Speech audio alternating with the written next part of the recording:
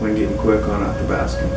And I'm from a small village in Alaska, top of the southeast panhandle, small village called Yakutat. It's about 600 people there.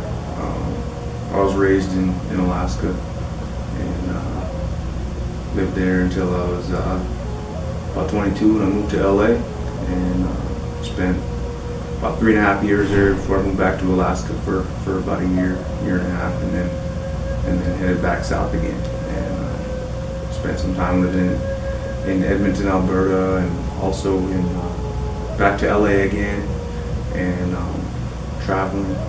Spent a lot of time on the road. I like to do photography, which I'm not that good at.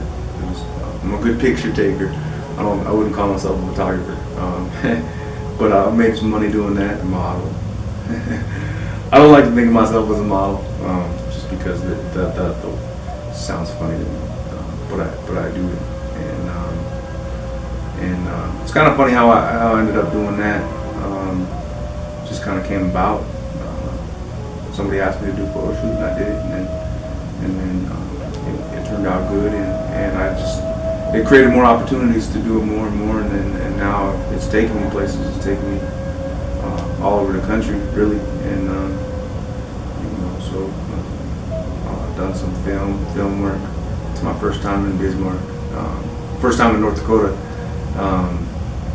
I can now say I've been to every single state west of the Mississippi, which is kind of cool.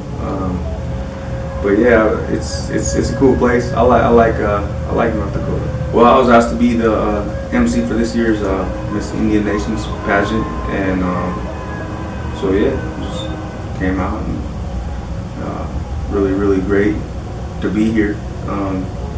It's just such a beautiful pageant, beautiful women involved, inside and out.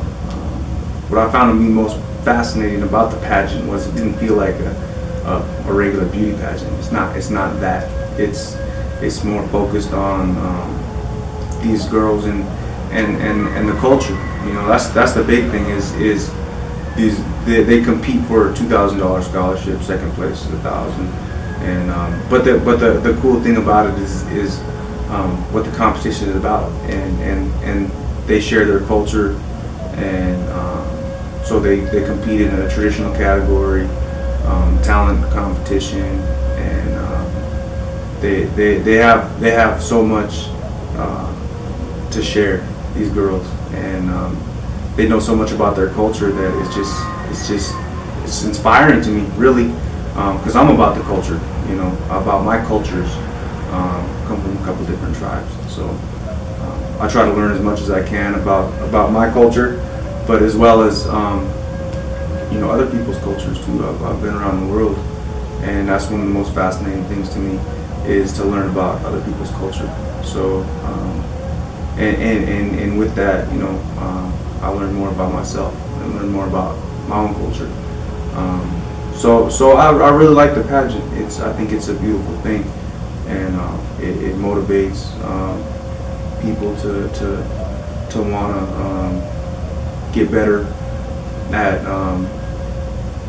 knowing more and learning more about who they are and where they come from, and then expressing that understanding and sharing it with everybody who comes to watch the pageant. So it was really cool. I mean, I loved it.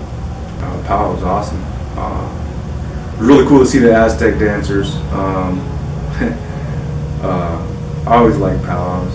You know, I grew up watching powwows. I never danced because you know, I have powwows in Alaska.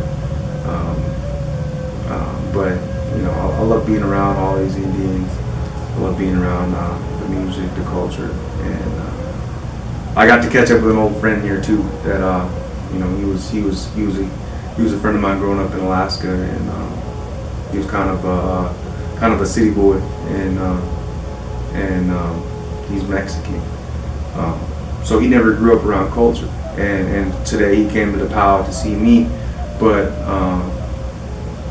it was cool because the Aztec dancers, he seen that, and he told me, he said, those drums, he's like Martin, those drums, man, they did something to me, and I just felt that I can't explain it. He's like, he kept saying, I can't explain it. It's just the way they made me feel. I said, You don't have to explain it. I already know.